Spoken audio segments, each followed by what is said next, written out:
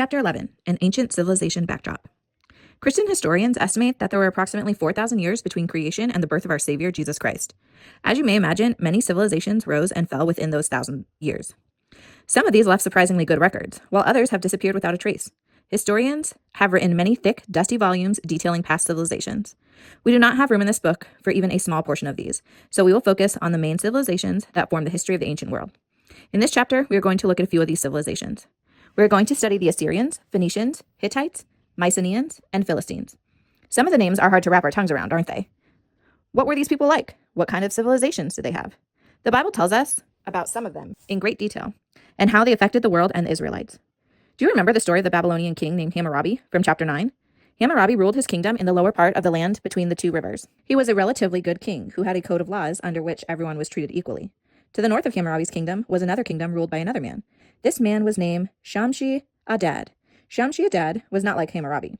He believed in force, and he was extremely brutal to his subjects if they did not obey him. Shamshi-Adad became ruler by taking over the northern part of Mesopotamia by force. Shamshi-Adad ruled this kingdom from the capital city of Assur, and soon he and his people were called Assyrians. If you have read the Old Testament stories, you have heard this name. The children of Israel had many battles with these people, and so did many other nations. Unlike other civilizations of the time, the Assyrians were polytheists. Like other civilizations of the time, the Assyrians were polytheists. Their two main gods were Ashur and Ishtar. The Assyrians inherited the language of their ancestors, the Sumerians. They had libraries that contained books of clay tablets. You are probably familiar with the name of Assyria's capital city, Nineveh. You can read about the city in the book of Jonah. Nineveh was renowned for its extensive library. Shamshi-Adad gave his kingdom to his two sons before he died. These two sons did not get along, and instead of strengthening their father's kingdom, they fought and weakened Assyria. Hammurabi saw the opportunity to take over, so he marched north. One by one, he began taking over the cities of the Assyrian Empire. One of these cities was Mari. After Hammurabi took over Assyria, he did not kill all the Assyrian leaders. Instead, he let them stay and rule under his supervision. As long as they followed his code of laws, he let them stay in peace. In this way, the Assyrians were able to maintain their identity.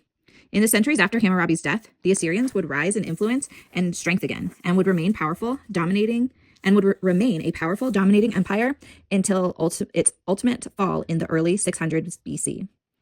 The Bible has a lot to say about Assyrians. There are many accounts of them taking over lands and destroying the people who lived there. They used whatever means they deemed necessary to overrun cities. The Assyrians were notorious for their cruelty to the people they conquered, and they demanded a high price from those they left alive. Time and time again, the Assyrians came against the nation of Israel. God delivered his people from the Assyrians many times, but as you will learn a little later, there came a time when he let the Assyrians divide and conquer them. Another civilization the children of Israel came across were the Phoenicians. These were people known for their fine pottery, shipbuilding, sailing, and glass blowing.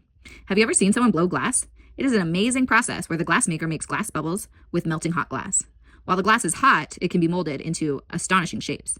And when it is cool, the blown glass is beautiful and shiny. This was the most valuable of all glass products in ancient times. Another extremely valuable Phoenician product was purple dye. The dye makers had a well-guarded secret for boiling snails to make this rich purple dye. It was a stinky process, but cloth dried in this royal purple sold at extravagant prices. Kings of every civilization wore these robes of royal purple, snail purple. The Phoenician merchants traveled the Mediterranean Sea with their ships laden with merchandise and settled not only in Canaan, but also along the northern edge of Africa and the southern tip of what is now Spain. These people got along with the Israelites for the most part. They intermarried with the Hebrews, and they traded with each other. Although God had instructed the Israelites not to intermarry or mingle with the heathen peoples around them, they did so anyway, bringing trouble down on themselves. In the land we now call Turkey, there once lived a tribe of people who are mentioned in numerous Bible verses. The Hittites.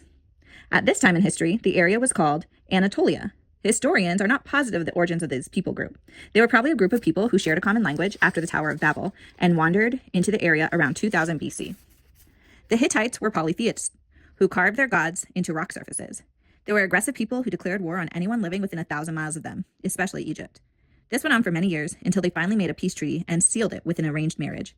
In the 1200s BC, the Egyptian pharaoh Ramses II married a Hittite princess. This finally brought some peace.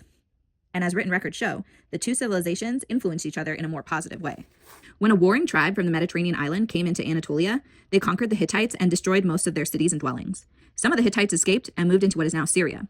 They lived there until the Assyrians took over that region. Now let us move a little to the west to what is now the country of Greece. In ancient days of history, a rather mysterious people group lived there. It is not until the late 1800s AD that anyone knew these people. We do not know what they called themselves, but there are enough artifacts to give a small glimpse into their lifestyle. We know they had beautifully carved statues, pottery, and jewelry.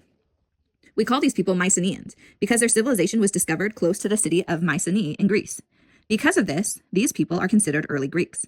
We will learn more about the Greek civilization in a later chapter. Because it's one of the most prominent ancient civilizations, it is important to know that the Mycenaeans were a vital power. Even though there was not as much known about them, they did have an important role in the early commerce between the civilizations of that time. A people group called the Philistines lived on a fertile strip of land situated on the Mediterranean Sea. When the children of Israel marched back to the Promised Land, little did they know that this tribe of people would become the most bothersome of all neighbors.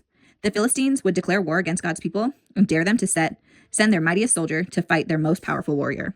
We will learn about this event in a later chapter. For now, it's important to know what kind of people the Philistines were. They were fearsome warriors, and their control over local iron trade made their enemies tremble. Their weapons were stronger than any others, and they were skilled soldiers.